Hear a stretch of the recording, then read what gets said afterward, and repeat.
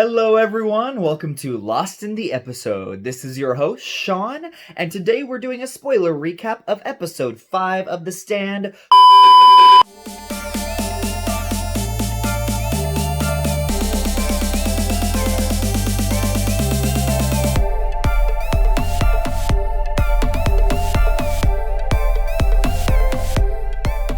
Here we are in episode 5, and we are finally getting to see Randall Flagg's compound in Vegas. I was really excited for this moment because I knew once we left Boulder and started getting more of Randall Flagg that this series would start gaining momentum. And I will tell you how I feel about that. So the episode starts out and we get Dana and Tom Cullen, who have left Boulder and are now trying to assimilate themselves into Randall Flagg's inner circle. No one really knows what to do with Tom Cullen because of his disability.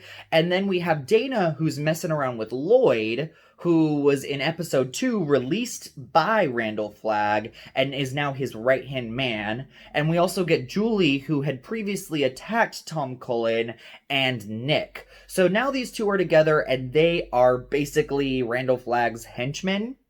And this is really interesting because I haven't read the book, so I'm not sure. But I don't know if they're supposed to actually be menacing Lloyd and Julie, because they're really coming off as caricatures that are kind of goofy and idiotic.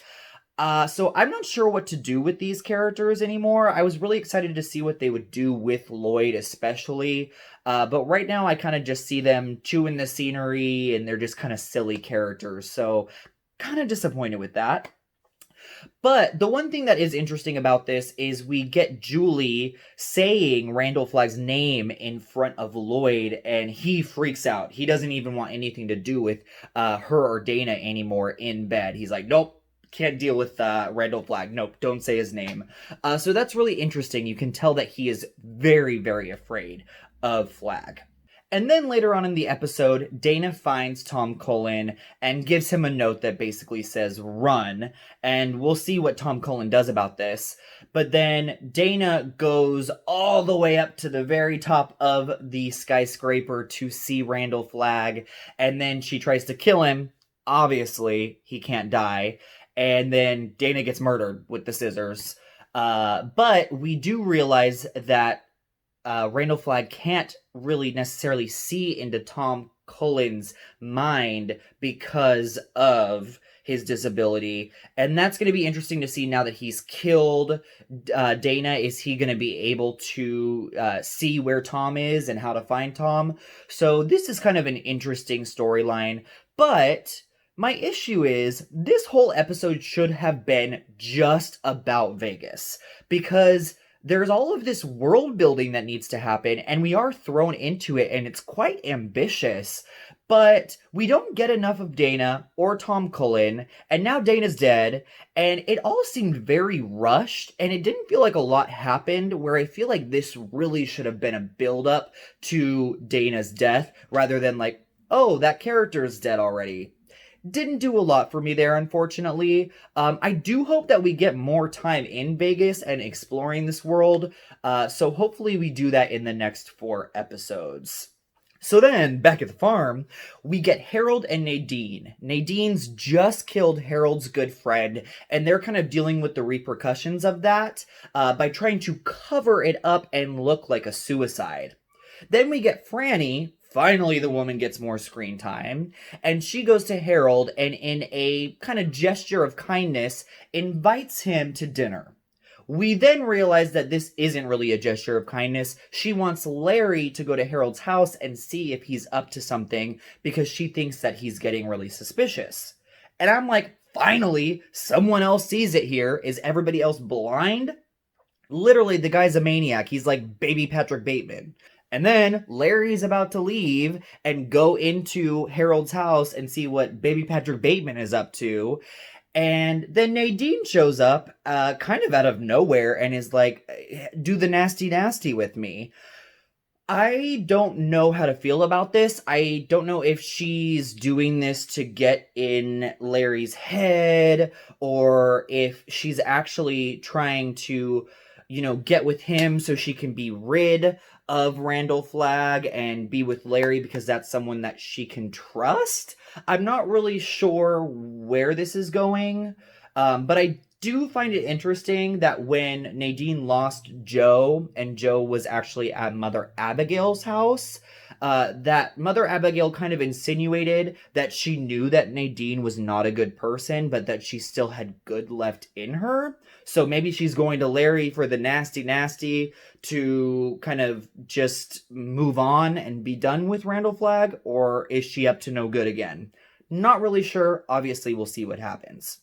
Larry says no to her, which once again shows that Larry is one of my favorite characters of the show because he's actually a good person. He could have just been like, yes, Amber Heard, come, let's have babies together. No, he said, no, let's not do this. I don't want you to wake up in the morning and feel like I had taken advantage of you. So you go, Larry.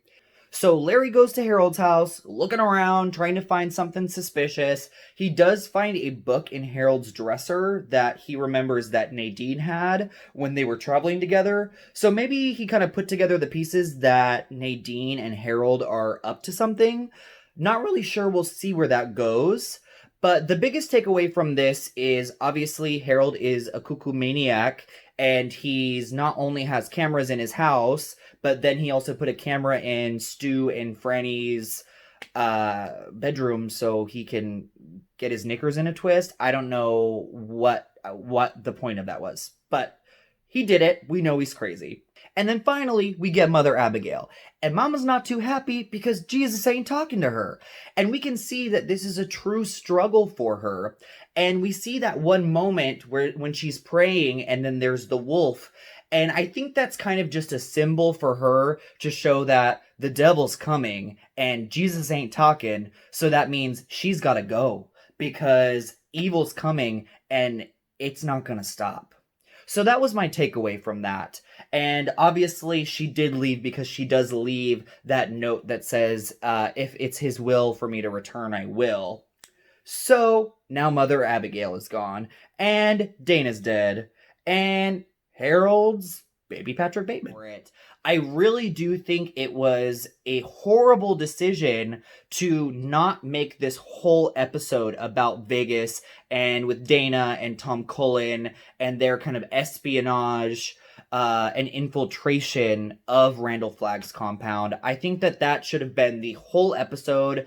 It would have been nice to have more time with this world building. So this was a little bit of a disappointment, I'm not gonna lie, but I am excited to have these last 4 episodes, and hopefully we have an amazing finale. Thank you so much, guys, for watching Lost in the Episode. Please subscribe to the channel if you haven't already. Like the video if you liked it. And also comment down below. Let us know what your thoughts on episode 5 are. I'm really curious to see how it compares to the book. And if you guys were kind of disappointed that we didn't get more Vegas in this episode.